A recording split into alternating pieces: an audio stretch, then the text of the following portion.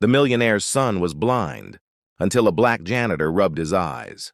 That single moment, as strange and unbelievable as it sounds, would shatter everything people thought they knew about power, science, and miracles. From birth, the boy had never seen light. Doctors said his eyes were hopeless. Specialists from around the world examined him, but one by one, they all delivered the same crushing verdict. Nothing could be done. His father was a man who commanded wealth like a king, a 30-year-old titan whose fortune could buy almost anything, but he could not buy sight for his son. He had everything except the only thing that mattered. The boy grew up in darkness. He could hear laughter but never see the faces that made it. He could feel warmth but never watch the sun rise. He could touch his father's hands but never know the expression behind his voice. Every door in the world was open to the millionaire, but for his son, every door was closed. And then came the janitor. He was 35, his skin dark, his uniform worn and faded. His hands were calloused from years of scrubbing floors and carrying weight no one else wanted to lift.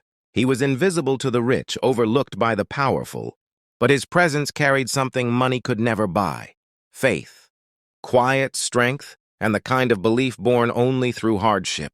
Every day, he passed by the boy and his father. He saw the despair in the father's face, the silent longing in the boy's eyes that would never open. While doctors gave up, while experts shook their heads, the janitor refused to let hopelessness be the final word. One night, in a sterile hospital room where defeat weighed heavier than the walls themselves, the millionaire sat slumped in his chair, his blind son by his side. The specialists had left. Their verdict was final. "There's nothing more we can do," they had said. Silence consumed the air. The janitor entered quietly, mop in hand. He hesitated for a moment, then walked closer. The father lifted his head, anger and confusion flashing across his tired face. Who was this man, daring to step forward when the greatest doctors in the world had failed? The janitor knelt beside the boy, his scarred fingers trembling, not from fear but from conviction. He whispered softly, "Sometimes it's not medicine the eyes need. Sometimes it's touch and belief." The father almost spoke, but something in the janitor's eyes, calm, steady, unshakable, stopped him. And then slowly, carefully, the janitor rubbed the boy's closed eyes, his palms rough, his touch gentle, his heart steady. The boy flinched. His eyelids quivered. And then something happened. For the first time in his life, light broke into the darkness. It was faint, fragile, almost impossible to believe, but it was there. A glow where there had only ever been black. Tears welled in the boy's eyes. His small hands reached forward, trembling. "Father, I see something."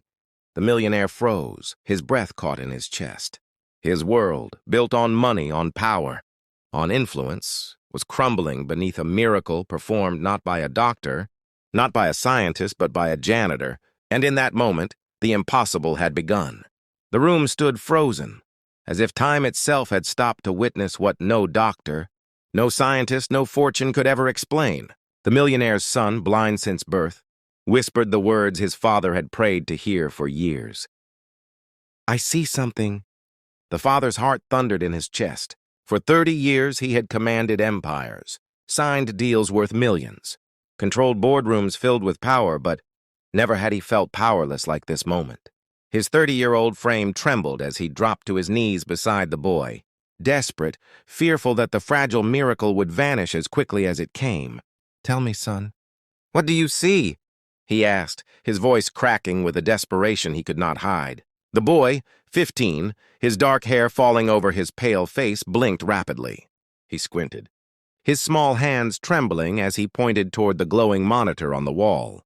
"Light, I see. Light!" His words broke into sobs. For the first time in his life, he wasn't reaching into emptiness. He was reaching toward something real. The doctors who had left moments earlier burst back into the room.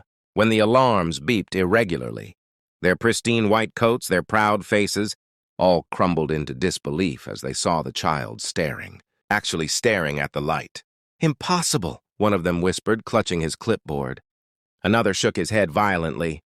"No, this cannot be." But it was. And standing beside them, silent yet unshaken, was the janitor.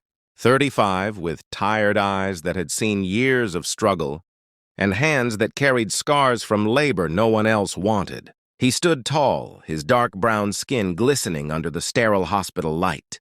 And for the first time in his life, those who looked down on him were forced to look up.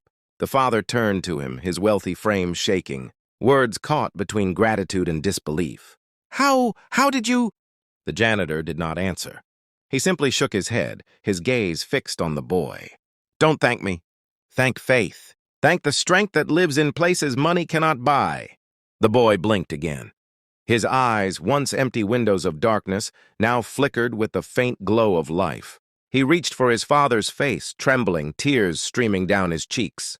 And for the first time, he wasn't feeling features he could only imagine. He was seeing them. "Father, I see you." The millionaire broke. His powerful shoulders crumbled. His hands covered his face as he wept, not as a man of wealth, not as a giant of business, but as a father who had been given back what he thought was lost forever. Behind him, the doctors argued in whispers, their pride battling against the undeniable truth. "It must be temporary. A trick of the nerves. There's no science for this." But no amount of science could erase what was before their eyes. The boy saw, and as the father pulled him into his arms, holding him tighter than he ever had before, the janitor quietly picked up his mop, turning back to his work. He did not crave praise. He did not want reward. What he had given was greater than gold, greater than medicine, greater than power. But the father couldn't let him slip into the shadows. He rose, gripping the janitor's arm, his voice hoarse but commanding. "You will not walk away. Tonight, you did what no one else could. You saved my son. You gave him sight. You gave me hope." The janitor paused, his eyes humble, his words simple. "I didn't give him sight. I only reminded the world that miracles don't choose titles. They choose hearts." And in that hospital room, crowded with silence, pride and disbelief, one truth burned brighter than the lights. Greatness often comes from the hands the world ignores. The boy's journey had just begun. His vision was still weak, still fragile, but it was real. And as father and son clung to each other, the world around them began to understand. Something impossible was unfolding. The question was no longer if it was real. The question was, what would come next? The hospital lights flickered softly, casting long shadows across the room where the impossible had just taken place. The 15-year-old boy, who had known nothing but darkness his entire life, sat trembling as colors and shapes began to bloom before his eyes.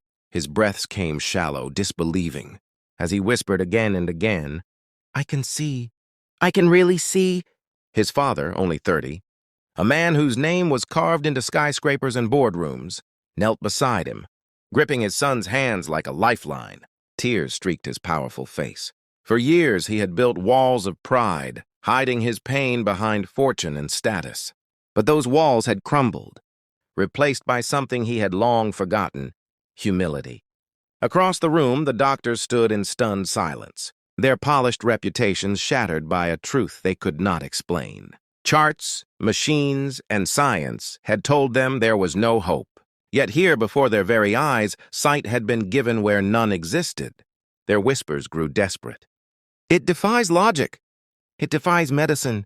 But no argument could erase the miracle standing before them. The janitor, age 35, stood quietly at the edge of the room, mop still in hand. His dark brown skin reflected the sterile glow, his weary eyes calm. He did not celebrate, did not boast. He knew this moment was not about him. It was about the boy, about a father's broken heart being made whole. But the millionaire could not remain silent. He rose to his feet, his suit disheveled, his voice cracking as it echoed through the ward. "All the wealth I have, all the power I hold, it meant nothing. I couldn't give my son sight, but you did what none of them could. You gave me back my boy." The janitor shook his head, his voice low yet powerful. "I gave nothing. The gift was already inside him. Sometimes all it takes is faith. Faith to touch what others call impossible." The boy blinked again, his vision strengthening with each moment.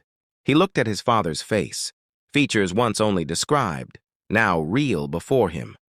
He lifted a trembling hand, brushing away his father's tears. "I see you," he whispered. "I finally see you." The father broke once more, pulling him into his arms, sobbing like a child. The room filled with a silence so heavy it felt sacred. Even the doctors, humbled, lowered their heads.